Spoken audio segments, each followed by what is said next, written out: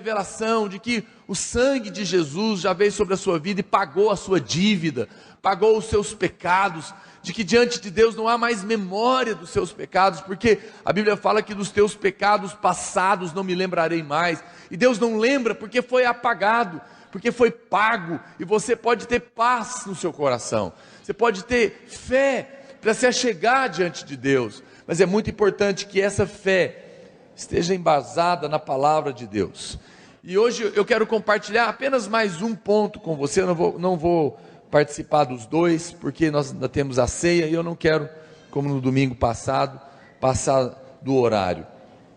Nós vamos chamar essa prova da promessa de Deus. O objetivo aqui é mostrar que a aliança de Deus com Abraão não foi anulada com a lei que Deus colocou lá para Moisés. Na verdade, a aliança da lei passou, mas nós continuamos debaixo da mesma aliança que Deus fez com Abraão lá atrás, e nós precisamos de compreender isso claramente, e todos nós que cremos somos esse filho. Deixa aí para mim no verso 15 até o 18, você vai ver que existem três palavras muito importantes nesse texto que nós lemos, três palavras, que você tem que entender elas, para entender por que essa verdade tem poder na sua vida.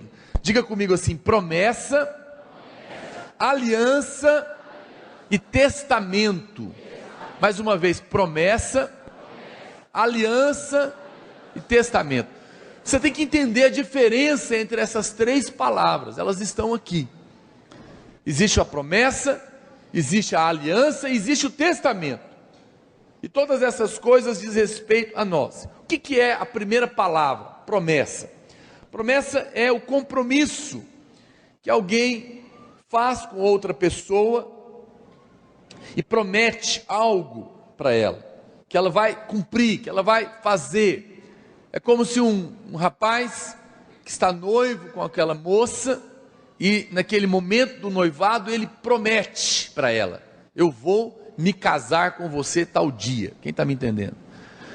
Ele assumiu um compromisso público diante dos seus pais, diante da moça, e ele falou: eu tenho um compromisso com você, e eu faço uma promessa para você, nós vamos nos casar.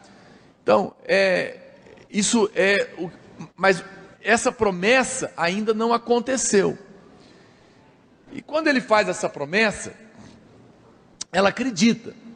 Mas pode ser que no decorrer do noivado até o casamento, e é por isso que eu não recomendo que ninguém fique noivo mais que 6 meses.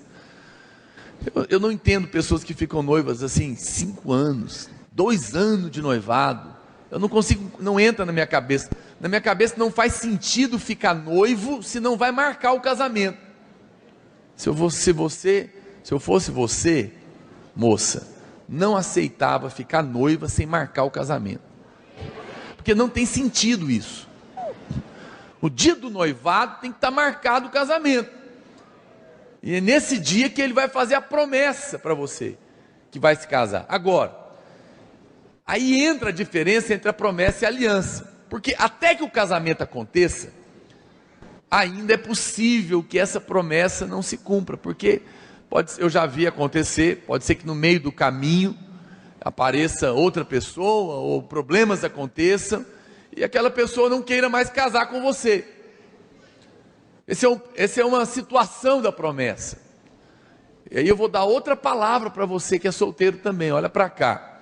Também, você que é novo, você que é adolescente, né? Às vezes você gosta de um outro adolescente, vocês reconhecem que são homem e mulher de Deus, que não é a hora de relacionar, porque ainda não está na hora de casar. Aí um fala para o outro: olha, eu te prometo que eu vou esperar por você.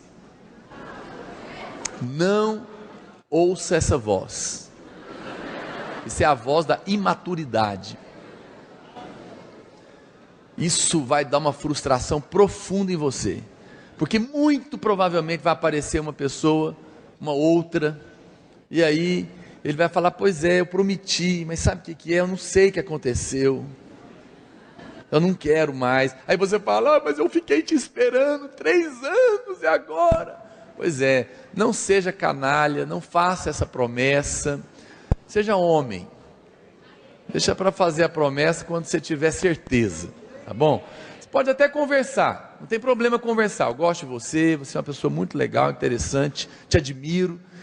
Se for da vontade de Deus, lá na frente, quando for a hora, aí as coisas vão acontecer. E fique em paz. Essa deve ser a conversa entre nós, não é? Agora, então, eu só estou te exemplificando o que é a promessa. No caso de Abraão, Deus fez a promessa para ele, lá em Gênesis, no capítulo 12. Porque lá, Deus prometeu para ele que o Senhor ia abençoar a ele, a sua família e todas as famílias da terra. Foi uma promessa que Deus fez para Abraão. Abraão, em ti, todas as famílias da terra que creem serão abençoadas. Era uma promessa.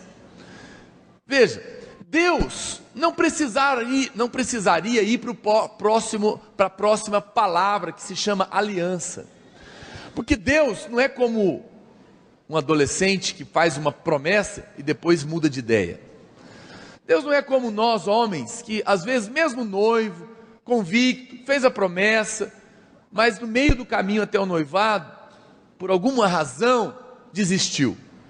Eu não estou condenando quem desiste, né? Por isso nós deveríamos levar muito a sério o noivado e o casamento, para tentar evitar ao máximo. Mas ainda, como homens, entre o noivado e o casamento, mesmo tendo a promessa, se você descobrir que não é, ainda é tempo de desfazer. Porque depois do casamento vai vir a segunda palavra, chamada o quê? Aliança. Diga aliança. Na aliança já não tem jeito mais. Veja, no caso de Abraão, Deus fez uma promessa para ele. Deus não precisaria fazer uma aliança, porque Deus não é homem para que minta, não é filho do homem para que se arrependa, diz a Bíblia. Se ele falou, é certo que se fará. A palavra de Deus é única, ela não muda. Então Deus não precisaria fazer uma aliança com Abraão para cumprir o que ele prometeu. Mas mesmo assim, ele fez. Porque ele não fez por causa dele, ele fez por causa de Abraão mesmo. Porque poderia ser que Abraão, por algum motivo, viesse a duvidar dessa promessa. Então, para que Abraão se sentisse seguro, Deus transformou a promessa em uma aliança. A Bíblia diz que naquela época, a maneira de ratificar uma aliança, eles matavam o animal, colocavam as partes de frente uma para a outra, e eles andavam em 8, no símbolo do infinito, e ali, naquele sacrifício, era selado uma aliança. Uma aliança agora mudou, agora não é mais simplesmente uma promessa, e Deus transformou a promessa em aliança. Isso está lá em Gênesis no capítulo 15, porque ele queria que Abraão tivesse certeza. O que é uma aliança? A aliança agora é uma promessa que agora se transformou num documento legal, e que tem que ser cumprido, e que não pode ser quebrado. Ainda não aconteceu, ainda não tinha, no caso de Abraão, acontecido, mas agora, além da promessa de Deus, Abraão tinha também uma aliança. Deus fez isso por causa dele mesmo, para que ele pudesse ter segurança. A palavra de Deus por si só é infalível, mas por causa de nós, por causa do nosso coração, Deus transforma a promessa numa aliança, para que nós possamos ter toda a convicção. Por quê? Porque uma aliança não pode ser revogada. Uma aliança não pode ser revogada. É como no caso do casamento. Uma vez que casou, agora não é mais promessa. Agora não tem separação mais. Diante de Deus, nós não fazemos contratos, nós fazemos aliança um com o outro. Eu tenho uma aliança com a minha mulher, de viver com ela e unicamente com ela e para ela, todos os dias da minha vida, até que a morte nos separe, ou que o Senhor venha nos buscar. Isso é aliança. Gente séria, gente de Deus, faz aliança, e paga o preço que for necessário para sustentar essa aliança. Em todos os momentos de crise, nem que tenha que clamar a Deus noite e dia, debaixo de jejum e de oração, para que o Senhor restaure o amor, o respeito, o clamor, o perdão, mas a aliança será sustentada. Então Deus fez uma aliança, para dizer a Abraão, se homem não deve quebrar a aliança, Deus jamais pode quebrar uma aliança, porque uma aliança, quando é feita, ela é feita sob pena de morte, e Deus não pode morrer. Então, porque Ele é Deus, logo uma aliança jamais pode ser quebrada. Então Deus vem e transforma aquela promessa que Ele fez para Abraão numa aliança. Aliança, aqui em Gálatas no capítulo 3 então, Paulo está mostrando que a aliança de Deus com Abraão incluía os principais itens que também você vai encontrar no Novo Testamento. O Novo Testamento é uma aliança que foi selada por um sacrifício. Qual sacrifício? Com Abraão foi um animal, mas no Novo Testamento essa aliança também foi feita comigo e com você pelo sacrifício de Jesus na cruz. Jesus foi morto para quê? Para selar a aliança, para dizer para mim e para você que cremos, assim como Abraão, que o que Deus falou para nós, Ele vai cumprir. Ele vai cumprir porque uma aliança foi ratificada. No nosso caso, eu estou usando aqui o exemplo do casamento, mas no caso da promessa de Deus que se transformou numa aliança, agora no Novo Testamento, quando Jesus morre para ratificar essa aliança, ela entra na terceira palavra, porque agora ela se torna o quê? Um testamento. Diga, Novo Testamento. Veja, a nova aliança é o Novo Testamento agora. Qual que é a diferença? A diferença é que agora o testamento é aquilo que a pessoa, o seu pai, a sua mãe, em vida, ele coloca o nome. Quando eu morrer, tudo que é meu e que me pertence será transferido para essa e essa pessoa. Se o seu nome está lá, então uma vez que o testador morre, diante da justiça é obrigado que se transfira para você o que ficou. É a herança, amém? A herança. Enquanto o testador não morre, está feito o testamento, não é? Mas ainda não é seu.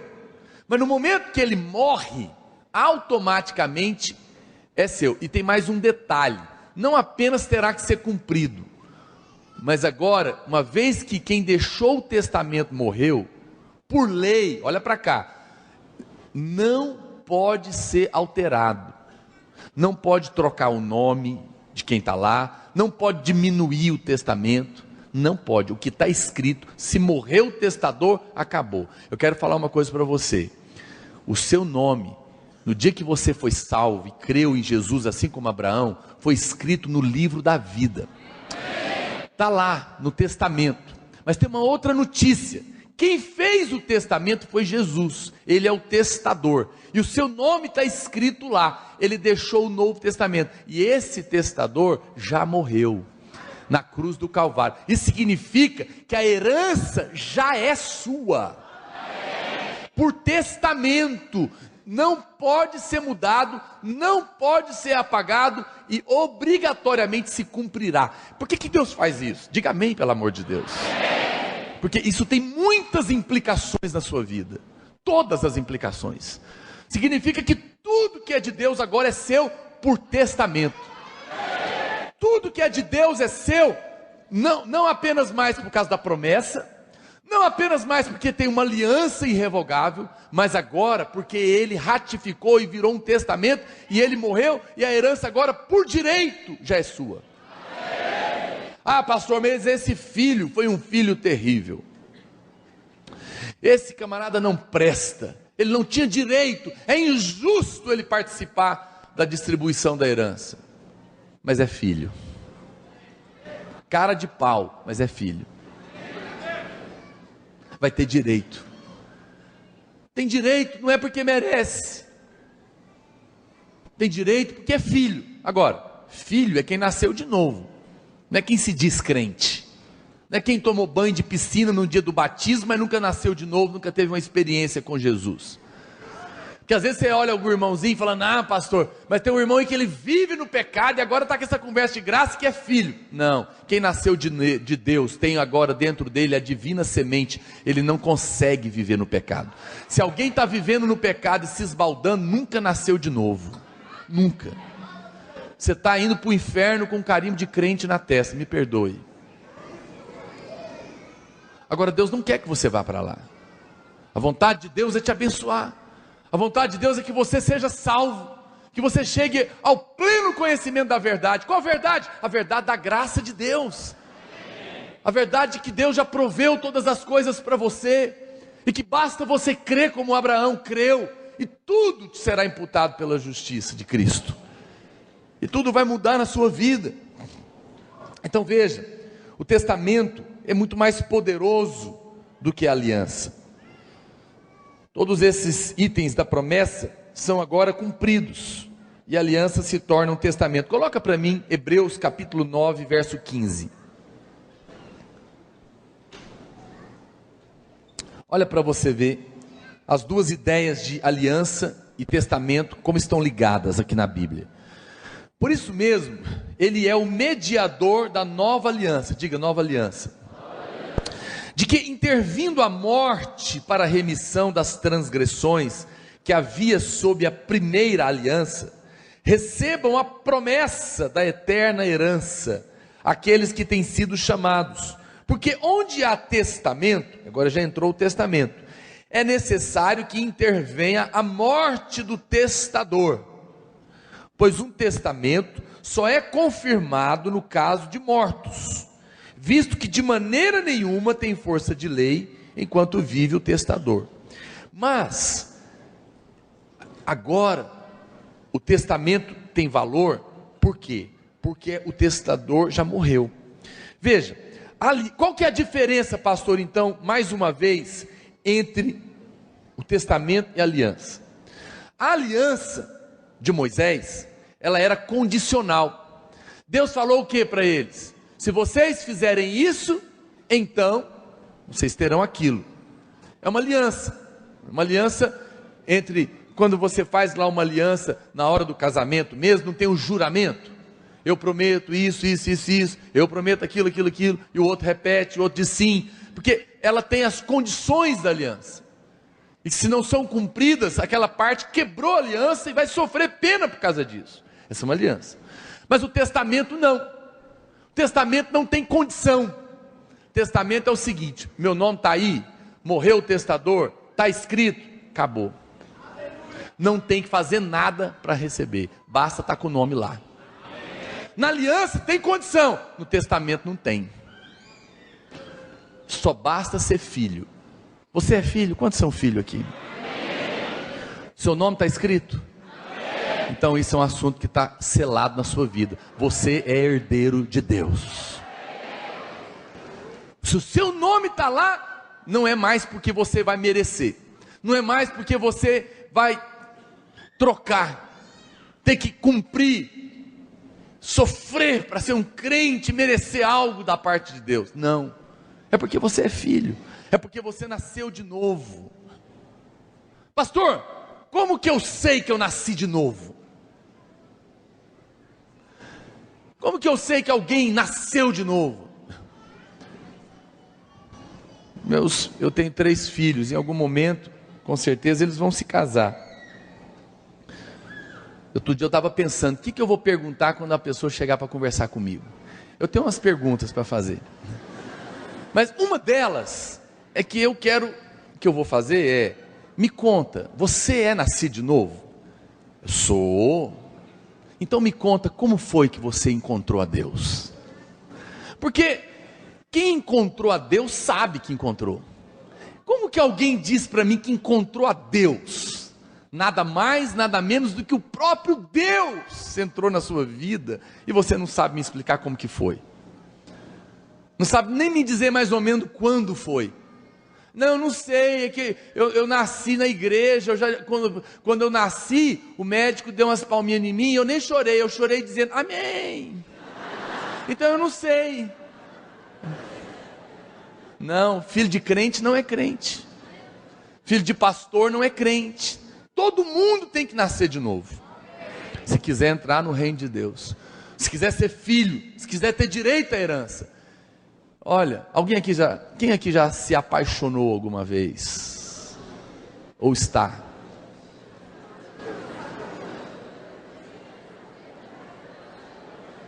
Se apaixonar é tão bom, você deveria se apaixonar, maravilha, não tenha vergonha de se apaixonar, mas tudo na hora certa. Olha para cá, Mas eu sei que mesmo sem fora da hora, você já deu uma apaixonadazinha. Chama, no caso dos adolescentes, chama apaixonite. É o máximo que você pode ir. Olha para cá. Você não esquece esse dia. Quem se apaixonou, não esquece a pessoa.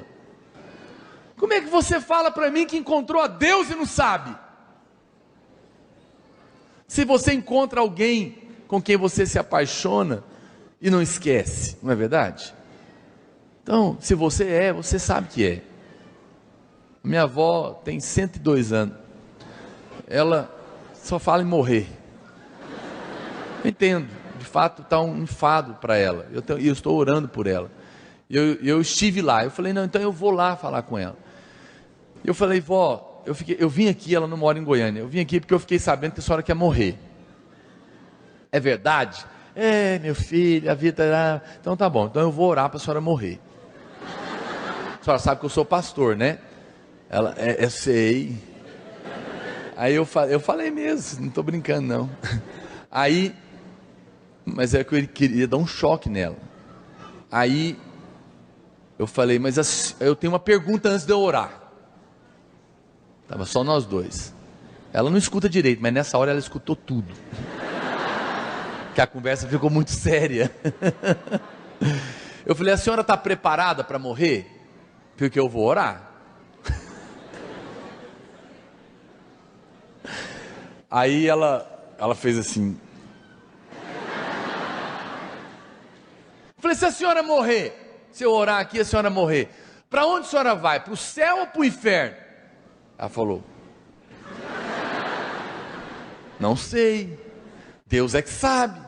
Eu falei, então não vou orar agora, porque quem está indo para o céu sabe que está indo. Quem está indo para o céu não tem dúvida. Eu nem sei porque eu estou falando isso aqui hoje. Não é o meu assunto, mas Deus sabe. Eu falei para ela, aí ela ficou olhando para mim. Alguém me pergunta, mas como que alguém pode ter certeza? Ah, então isso é arrogância. Alguém um dia me falou, isso é muito arrogante. Vocês crentes são muito arrogantes, que vocês têm certeza que está indo para o céu, como se fosse melhor do que os outros. Não é por isso que nós temos a certeza, porque ninguém entra no céu porque é bom, só entra no céu por um motivo, porque creu. Porque creu. Agora, quem é que não creu? O que pensa que pode ser bom o suficiente para merecer o céu. Depois eu vou recomendar um videozinho, ou talvez outro dia eu passo ele, mas você pode entrar no YouTube, está escrito lá, medidor de bondade, você põe dublado, que você vai ver, medidor de bondade, dublado, você assiste, anota aí para você assistir depois, agora não, que é pecado. Medidor de bondade dublado, você põe lá para você assistir depois. É o que passa na cabeça das pessoas. Ela acha que vai estar lá na porta uma balança, e ela vai pesar as coisas boas e as coisas ruins, e aí se ela for aprovada, ela entra. Eu falei, não vó, a Bíblia fala que quem nasceu de novo, o Espírito Santo dentro dele testifica com o seu espírito que ele é filho de Deus. Como é que é isso? Testifica. É uma convicção dentro de você que você não sabe explicar, não tem palavras, mas algo dentro de você te garante, fala lá no fundo, quando eu olho eu tenho certeza, não, eu sou. Por quê? Porque você confessou com a sua boca e creu com o coração, com honestidade. Você falou, Senhor, me salva, de todo o coração. Irmão, ser salvo é tão simples. Basta reconhecer que você é pecador, e dizer, Deus, eu aceito o Senhor, eu creio que o Senhor veio no mundo, o Senhor morreu e ressuscitou como um homem, para me salvar, e eu entrego a minha vida nas tuas mãos. Entra no meu coração agora, Jesus. Eu sei que eu não mereço, mas eu sei que não é por merecimento, é pela fé. Se você faz essa oração com honestidade, Deus vem igual um raio no seu coração, e você é salvo instantaneamente. Isso não é religião, isso é transformação completa de vida, é uma experiência com Deus, e essas promessas são para os filhos, é por isso que eu estou te dizendo. Tem gente que fala, pastor, mas não funciona para mim. Das duas umas, ou é porque você ainda não é filho, ou porque você ainda não creu, ou porque você ainda é criança. Olha para cá, a Bíblia diz que enquanto o herdeiro é pequeno, ele não pode usufruir, não é verdade? Da herança. Se porventura eu partisse agora, eu deixo o meu carro, vamos supor, o meu filho é herdeiro, o pequenininho, mas ele não poderia usar o carro, por quê? Porque ele ainda é uma criança, ele não pode dirigir, sim ou não? Quem está me entendendo? Então, por que a gente não usufrui tudo, pastor, do que Deus nos deixou como herança? Porque ainda, em muitas áreas, temos imaturidade. É herdeiro, mas ainda é criança. Por isso você tem que crescer em Deus. Porque quanto mais você crescer em Deus, mais você vai usufruir da herança. Mais você vai ser abençoado. Agora, quem cresce, crescer no quê? Crescer na revelação da graça de Deus. Então, a Bíblia diz claramente que a aliança poderia ser condicional, mas estou te mostrando que o testamento não. Na época de Abraão, o evangelho era uma promessa, depois se tornou uma aliança, mas hoje, a nova aliança se tornou um testamento, e se o seu nome está escrito, está concluído, é seu, e não tem promessa, não tem que cumprir nada, é seu, você apenas vai crescer e vai usufruir. Então entenda uma coisa, alguém fala, pastor, mas e a lei? A lei não anula a promessa. O argumento de Paulo aos Gálatas era que a aliança de Deus com Abraão foi estabelecida unicamente pela fé. Ela não anula a promessa. A única exigência era a fé na promessa de Deus. Era só isso que Deus queria. Uma vez que a promessa tinha sido ratificada como uma aliança, então ela não poderia mais ser cancelada. E a Bíblia fala então que a lei veio 430 anos depois de Abraão. Mas ela não podia anular a aliança de Deus com Abraão. Ela não podia cancelar o que Deus tinha feito. Ou seja, qual que é o raciocínio? O raciocínio aqui é muito simples. Se Deus tinha resolvido lidar com Abraão somente por meio da fé na promessa que ele tinha feito, então por que agora, depois de tantos anos, Deus iria mudar a maneira de lidar com o homem e exigir que o homem agradasse a ele para receber alguma bênção? Espera aí, Deus não exigiu nada de Abraão, senão só que ele cresce para abençoar ele. Abraão, eu só quero que você creia, e é só isso, é pela fé. Por que você acha que agora, depois de 430 anos, e por causa depois de 2000 anos, agora com a gente vai ser diferente, se nós somos filhos de Abraão? Se Deus relacionou com Abraão assim, é assim que ele se relaciona com você também. Então quando eu peço alguma coisa para Deus, o diabo pode perguntar para mim, mas será que você merece? Eu vou dizer, não, eu não mereço, mas eu sou filho, eu apenas creio na bondade de Deus, e é por isso que eu peço e sei que vou receber. Essa é a maneira. Eu sou líder de célula, eu falo, Deus, me dá essas almas para a casa de milagres, e delas eu quero que o Senhor salve 6 pessoas nascidas de novo, e a minha célula vai multiplicar. Aí vem a vozinha da acusação, mas será que você é um líder bom o suficiente para pedir isso para Deus? Aí você fala, não sou, mas eu sou filho, e a justiça daquele que é perfeito está sobre a minha vida, e eu creio no que Jesus fez, para mim não há mais culpa, então eu peço e sei que Deus vai me dar, não porque eu sou um líder maravilhoso e perfeito, mas porque eu creio que Ele vai fazer um milagre, apesar de mim. E quando você fala isso, a mão de Deus acontece na sua vida. Agora, preste atenção, já que Deus não muda, então como que ele poderia pregar o evangelho a Abraão e depois de tantos anos querer mudar? Eu falei para você, não muda. E basta você olhar como que aconteceu. Quero ir para o último ponto. Quando a gente vai lá para Êxodo, a gente percebe como que Deus também naquela época, pouquinho antes da lei, Deus também continuava se relacionando com o povo pela graça. Mas você vai descobrir, olha para cá, que em algum momento esse relacionamento mudou terrivelmente, e isso tem acontecido na vida de muitos irmãos, quando ele muda a maneira de viver a fé dele. Quando você muda a sua maneira de viver a fé, Deus também muda com você. Olha para você ver o que aconteceu, até o dia que Deus concedeu a lei, ele lidou com Abraão e com os seus descendentes sempre pela fé, sempre pela graça.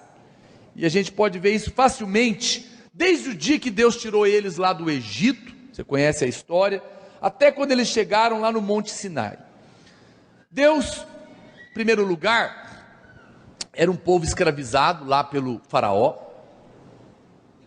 não é? Olha para cá, era um povo que estava debaixo de escravidão, mas era povo de Deus. Então Deus vai lá e eles não mereciam, e de graça ele falou: olha, é o seguinte, o anjo da morte vai passar, e vocês passam o sangue de um animal morto nos umbrais da sua porta. Quando o anjo da morte vira o sangue, ele não vai entrar na sua casa. Essa foi a última praga. Quem sabe qual foi a última praga? Praga da morte dos primogênitos. Matou todo o primeiro filho que não era povo de Deus, o anjo da morte. Então, para poder tirar o povo de lá, Deus fez isso de graça. Aquele povo merecia? Não, mas era povo de Deus, era a graça de Deus. Então Deus fez isso, livrou aquelas pessoas, e eles saíram do Egito de graça, sem merecer. A história começou ali, e aí agora eles estavam caminhando no deserto. Agora, preste atenção para você ver. Embora esse povo tivesse visto todos os prodígios de Deus, o mar abriu, passaram a seco, não é? Viu Deus todos os sinais que eles tinham visto lá na terra do Egito, você vai perceber que eles falharam em honrar a Deus. E lá no deserto, por muitas vezes, reclamaram. Quando eles chegaram lá no Mar Vermelho, por exemplo, antes do mar abrir, olha o que está escrito lá em Êxodo, capítulo 14, verso 11, coloca para mim. Deus tirou eles, fez as pragas e tirou. Aí eles chegaram na frente do mar. Olha o que eles falaram. Disseram a Moisés: ô Moisés, será por não haver sepulcro lá no Egito, que nos tiraste de lá, para que morramos nesse deserto? Por que nos trataste assim, fazendo-nos sair do Egito? Não é isto que te dissemos no Egito? Deixa-nos para que sirvamos os egípcios, pois melhor nos fora servir aos egípcios do que morrer no deserto. Vê se isso não é pecado. Estavam escravizados, Deus foi lá de graça, tirou eles com mão forte, e agora na frente do mar, eles começam a reclamar. Devia ter deixado a gente morrer lá. História de que Deus está nos libertando, e reclamaram. Aí, o que Deus faz? Deus não matou o povo. Deus podia falar: então eu vou matar agora, cambada de gente ruim. Mas não, Deus simplesmente lida com a graça. Ele fala para Moisés, aí Moisés vai lá e falou: Deus, olha aí, como é que eu faço? E agora? Deus falou: Moisés, o que você está clamando a mim? Põe o pé na água, meu filho, eu vou abrir o mar. E abriu o mar e o povo passou, e o povo foi liberto. Deus simplesmente abençoou. Mas se você continuar lendo, quando eles chegaram, pararam lá em Mara, Êxodo capítulo 15, põe aí para mim verso 22, a Bíblia fala que eles chegaram lá, e as águas eram amargas, e eles ficaram irados, saíram para o deserto de Sur, caminharam 3 dias e não acharam água. Verso 23, afinal chegaram a Mara, todavia não puderam beber as águas de Mara, porque eram amargas, por isso chamou-se-lhe Mara. E o povo fez o que, gente? Fala mais alto. Murmurou contra Moisés, e falou: o que a gente vai beber? Então Moisés clamou ao Senhor, e Deus podia falar: o povo está reclamando de novo, vou fulminar todo mundo. Não, Deus não fez isso. O povo reclamou. Murmurar é pecado? Sim ou não? É pecado. Povo ruim reclamou. Moisés foi falar com Deus, e Deus falou para Moisés: pega aquela árvore lá, joga na água, vai ficar doce, pode beber. Graça. Merecia o quê? Chicote. Deus deu a água. Estão reclamando de água? Bebe água. Olha como que Deus está lidando com eles. Mas continuando para você ver. Depois disso, a Bíblia fala lá em Êxodo capítulo 16, verso 1, coloca lá: andando com eles, mais para frente, eles ficaram muito irados, porque estavam com fome. não tinha comida. Ela veio para o deserto de Sim, entre Eli e Sinai, aos 15 dias do segundo mês, saiu avança. Eu falei qual capítulo 16, verso 1, olha lá. Toda a congregação dos filhos de Israel murmurou de novo contra Moisés e Arão no deserto, e disseram-lhe os filhos de Israel: quem nos dera tivéssemos morrido pela mão do Senhor lá no Egitão, quando estávamos junto às panelas de carne, e comíamos pão a fartar, pois nos trouxeste a este deserto para matar a gente de fome. Devia ter deixado a gente morrer lá na mão do faraó, do lado das panelas, pelo menos morria comendo. É o que eles estão falando, traduzindo aqui para o goianês. Deus, olha, ainda bem que você não é Deus, fala a verdade.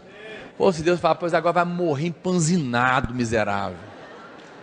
Dá para largar de reclamar. Povo duro, povo pecador, povo ruim. Olha o que Deus fez, avança. Então disse o Senhor a Moisés: faz o seguinte, Moisés, fala para o povo que eu vou fazer chover pão do céu. Vou dar comida para eles todo dia, de graça, sem trabalhar, sem plantar. E na sexta, no sábado não tem, mas na sexta eu vou dar dobrado, porque no sábado vai comer descansando. Não, você fala a verdade, você fica com raiva ou não faz? A gente fica com raiva. Ó, pastora Luiz vai publicar um livro sobre a graça. Tem um livro que chama assim: Quando Coisas Ruins Acontecem com Pessoas Boas. É angustiante, não é?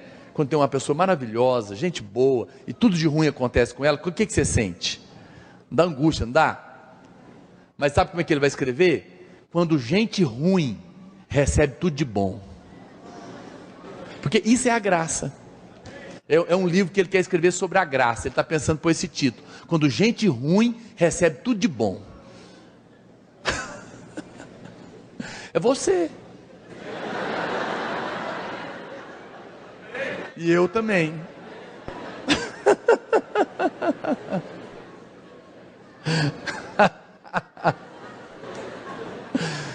Não, quando gente boa recebe coisa ruim, a gente fica angustiado. Mas vamos ser honestos, quando gente ruim começa a dar tudo certo na vida dele, você fala: mas esse negócio está errado. Está injusto isso. Mas olha lá, Deus pega, o pessoal está reclamando, e Deus dá pão do céu para eles. É muita graça de Deus, muita graça. Veja, a Bíblia continua dizendo que depois disso, eles não tinham água para beber. Já falei, né? E Deus, não, depois, ainda mais para frente, lá no Êxodo capítulo 17, verso 1, a Bíblia fala que faltou água. E aí Deus falou para Moisés, o povo reclamou de novo: estamos com sede, vai matar a gente. Deus falou: Moisés, bate na rocha, fere a rocha, e vai brotar a água da rocha para eles beberem, fresquinha. Veja, você está percebendo a graça de Deus, sim ou não? Está percebendo a bondade de Deus, apesar da ruindade do povo? É o que está acontecendo, é incrível, como que antes de chegarem lá no Sinai, cada vez que os filhos de Israel se levantavam para murmurar, para reclamar, Deus respondia com demonstração de poder e de graça. Não morreu ninguém, Deus não matou ninguém, Deus não mandou praga, não aconteceu nada, só bênção. Por quê, irmãos? Porque eles estavam debaixo de qual aliança? De Abraão, da graça. Por isso que Deus não lidou com eles com base na ruindade deles. Mas preste atenção no que vai acontecer agora. Chegaram no Monte Sinai. Agora vai acontecer algo muito sério aqui. Lá em Êxodo capítulo 19, verso 5, olha o que está escrito lá. Agora pois, aí Deus ama, e Deus queria abençoar mais ainda. Aí ele falou para eles: olha, é o seguinte, gente, se diligentemente ouvires a minha voz, e guardardes a minha aliança. Qual aliança? De Abraão. Os 10 mandamentos tinham sido dados aqui ainda não tinha lei, tudo graça. Qual aliança? A aliança da promessa que tinha virado aliança. Se vocês Guardar a aliança era o quê? Continuar crendo que eu faço tudo por vocês. Se vocês fizerem isso, então sereis a minha propriedade peculiar dentre todos os povos, porque toda a terra é minha. E se vocês forem o meu povo, eu vou dar tudo para vocês, de graça, mesmo vocês sendo gente ruim. Aí ele falou o quê? Vós me sereis reino de sacerdotes e nação santa. São essas palavras que falarás aos filhos de Israel. Quem já viu esse versículo no Novo Testamento? Vós me sereis reino de sacerdotes e nação santa. Quem sabe onde é que está? 1 Pedro 2,9. Está no Novo Testamento, porque essa sempre foi a vontade de Deus. Quero que vocês sejam o meu povo. Eu quero que vocês sejam os sacerdotes. Quando vocês orarem, o céu vai descer para a terra. Eu quero que vocês sejam o meu povo, e toda a terra é minha. Eu vou abençoar vocês, de graça, com a base da aliança. Deus estava feliz, apesar da confusão daquele povo. Ele falou: Moisés, fala lá para o povo, é isso que eu quero com eles. Mas daí, olha o que aconteceu. Verso 7. Veio Moisés, chamou os anciãos do povo e expôs diante dele todas essas palavras que o Senhor lhes havia ordenado. Então o povo respondeu a uma: tudo que o Senhor falou, faremos. E Moisés relatou ao Senhor as palavras do povo. Disse o Senhor a Moisés: eis que virei a ti numa nuvem escura, para que o povo ouça. A nuvem ficou escura agora. Aconteceu um problema aí. Para que o povo ouça quando eu falar contigo, e para que também creiam sempre em ti, porque Moisés tinha anunciado as palavras do seu povo ao Senhor. Você sabe, tem um outro versículo, é que o povo falou assim para Moisés, é o seguinte: vai lá, Moisés, e fala para Deus, que nós não queremos falar com ele, fala ele com você, e o que ele mandar, nós vamos fazer. Mas parece bonito, mas a partir daqui, a Bíblia fala que foi uma cena horrível. O monte começou a pegar fogo, e Deus falou, mudou a conversa: se chegar perto, morre. Se o animal encostar na montanha, morre. Espera aí, Deus, o Senhor vinha tão gracioso, o que aconteceu? É porque é o seguinte, olha para cá. E foi nesse momento que Deus deu a lei para eles, porque nesse momento eles mudaram a maneira de relacionar com Deus. Ao dizer para Deus: Moisés, você vai lá e fala com Deus, e o que ele mandar nós vamos fazer, eles estavam dizendo o seguinte para Deus: nós não queremos mais que o Senhor se relacione com a gente com base só no que o Senhor pode fazer. Nós queremos agora que o Senhor se relacione conosco na base da nossa obediência. O que você mandar, nós vamos obedecer. E se a gente não obedecer, aí você pode fazer o que você quiser. Mas se a gente obedecer, você nos abençoa. Sabe o que eles fizeram? Entrar na lei. Eles falaram: nós não queremos mais a graça, nós queremos nos relacionar com base na nossa obediência, porque nós somos bons, nós damos conta de obedecer. Nesse momento, eles saem da graça, e aí a partir de agora, se você continuar lendo a Bíblia, toda vez que o povo errou, morreu. Praga veio, morte. Por quê? Porque é o seguinte, olha para cá, presta atenção, segura os meninos, olha para cá. Olha para mim. É o seguinte, a lei é assim: se você cumpriu, você recebe. Se você não cumpriu, você é punido. Olha, presta atenção. É o seguinte, a lei é igual eu faço lá nas aulas do seminário, lá é lei. Eu falo para os alunos no primeiro dia: tem esse livro para ler, esse para fazer resumo e esse trabalho. Aí eles ficam me olhando, eu falo: se você fizer, vai ganhar ponto. Se você não fizer, vai perder ponto. Não vai ficar neutro. A lei é desse jeito. A lei é assim.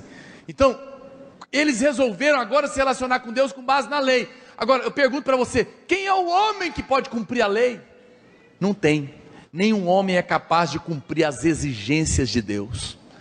Então, como eles acharam que era por causa da arrogância, do ego, como todas as vezes, e eles queriam se relacionar com Deus assim, agora eles não conseguiam cumprir. Como eles não conseguiam cumprir, Aí o juízo tinha que vir, começaram a morrer. Percebe? Mudou a maneira de relacionar. Mas não tem irmãos na igreja que são assim com Deus até hoje. Deus quer relacionar com Ele com base na graça. Eu quero fazer por você, você não merece. Apenas creia, reconheça que você não merece, e apenas creia que eu sou bom e quero te abençoar. Apenas ande na minha presença. Quando a dificuldade vier, ora, fala: Deus, eu não consigo, eu não posso, faz por mim. Se humilha, dependa de mim exclusivamente, eu vou te abençoar. Mas tem irmãos que não. Ele continua querendo se relacionar com Deus com base no merecimento. Não, Deus, eu vou ser um bom líder, eu vou orar todo dia certinho, eu não vou falhar, eu não vou mentir, eu não vou fazer, eu não vou acontecer. Só que ele não consegue, mas cedo ou mais tarde ele vai falhar, porque todo homem falha, e nessa hora a maldição vai vir na sua vida, porque você escolheu se relacionar com base na lei. Nós temos pregado o Evangelho da Graça para você há mais de 60 dias. Tem pessoas, como aconteceu aqui, que disse: eu não volto nessa igreja enquanto não acabar esse negócio de livro de Gálatas, que eu não aguento, não suporto ouvir isso, porque na cabeça dele é tudo no braço. Eu fiz, eu orei, eu jejuei, eu paguei, eu mereço, Deus vai ter que fazer. Tem pastor aí na televisão que fala isso: Deus vai ter que fazer, Ele é obrigado, como se Deus fosse servo de alguém. Não tem humildade para reconhecer que é a graça de Deus que nos alcança. Esse povo era duro, e por isso mudou completamente o relacionamento deles com Deus, mudou a atitude. E foi nessa hora que Deus então deu os 10 mandamentos, e como eles não cumpriam os mandamentos, então eles agora estavam sofrendo a maldição da lei. Hoje é dia de ceia. A ceia é a celebração da nova aliança, aliança que se tornou um testamento. Quero pedir já a equipe para subir aqui de música. A antiga aliança da lei leva você a olhar para você mesmo, leva você a olhar para ver se merece. Olha para cá, não converse, não movimente. A lei, a antiga aliança, ela está focada no homem. Se o homem é bom, se o homem pode, se o homem merece, se ele faz por onde. Essa é a antiga lei. Mas a aliança da graça leva você a olhar para Cristo crucificado, leva você a crer que os seus pecados foram pagos por Jesus na cruz do Calvário, e que eu agora não tenho mais que pagar, que não é mais na força do meu braço. Qual foi o primeiro milagre que Moisés fez no tempo da lei? Moisés transformou a água em quê? Sangue. Mas qual foi o primeiro milagre que Jesus fez? Transformou a água em quê? Em vinho. Totalmente diferente. Olha para cá, a velha aliança traz morte.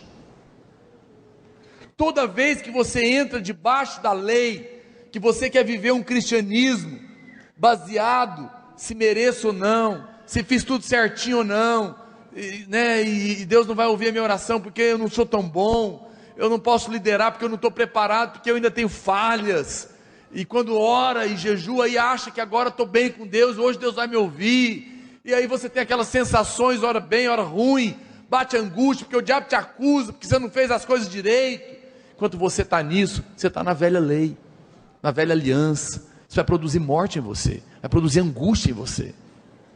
Mas se você se relaciona com Deus na nova aliança, ela traz vida, representada pelo vinho, ela traz alegria da graça de Deus. A velha lei, a velha aliança traz a indignação e a ira, mas a nova traz a alegria da graça, de poder deitar e saber que apesar de ter falhado tanto, Deus me ama a si mesmo, me perdoa sempre, Me perdoou ontem, me perdoou hoje, vai me perdoar amanhã. A provisão é completa. Saber que quando eu orar, Deus vai olhar e vai ver que aquele que é justo, que é Cristo, me vestiu. Porque eu criei, o perfeito está sobre mim. E por isso Ele pode ouvir a minha oração. E por isso eu posso crer em coisas grandes. E posso acreditar que Deus pode me usar grandemente. Acreditar na nova aliança, no Novo Testamento, é acreditar que eu não tenho que fazer mais nada, porque o meu nome já está escrito lá. E o testador já morreu. E a herança já é minha. Então eu posso pedir. E Deus vai me dar. Se eu não recebi tudo, é porque talvez eu ainda seja criança. Mas à medida que eu crescer, eu vou entrar na posse de todas as coisas. É acreditar que Deus te cura, que o milagre vem, que a porta abre. Não é porque você merece, mas é simplesmente porque você creu. Assim como Abraão. E você chega diante de Deus confiando. Desculpa. Confiando na graça de Deus. A aliança de Abraão não passou. A aliança de Abraão se tornou um testamento. E o seu nome está escrito lá. E o testador já morreu. Essa herança não é para amanhã. Não é para daqui 2 anos. É para hoje. Já está liberado para você. Quero convidar você a se colocar em pé. Nesse momento em que nós vamos participar da ceia. A Bíblia diz que a promessa foi feita ao descendente, à sua semente. A promessa foi feita para Cristo, e tudo se cumpriu nele. E se nós estamos nele, nós podemos receber. Olha para cá, no dia da ceia, tem muitos irmãos que não querem tomar ceia, porque eles falam: não sou digno. Mas é justamente você que tinha que tomar. O sangue de Jesus é para pagar o pecado do pecador. É para você que reconhece, como eu, que não merece, que faz coisa errada e que precisa todo dia do perdão de Deus. E que ao tomar o cálice, está recebendo esse perdão, está reconhecendo isso. Ao comer, tem muitos irmãos que não querem comer do pão. O pão é o corpo de Cristo, é a sua igreja, mas é o corpo que foi partido para que eu e você não tivéssemos que ser partido. É o pão do perdão, da graça de Deus, que diz: olha, eu fiz no seu lugar. E por isso que você pode receber vida, cura, milagre. Hoje é dia de você aceitar isso. Nós vamos cantar uma canção, enquanto os servos vão entregar o pão e o vinho. Você deve receber e esperar até que todos recebam. E nós vamos tomar junto a ceia da nova aliança, que virou um testamento nos dias da nossa vida.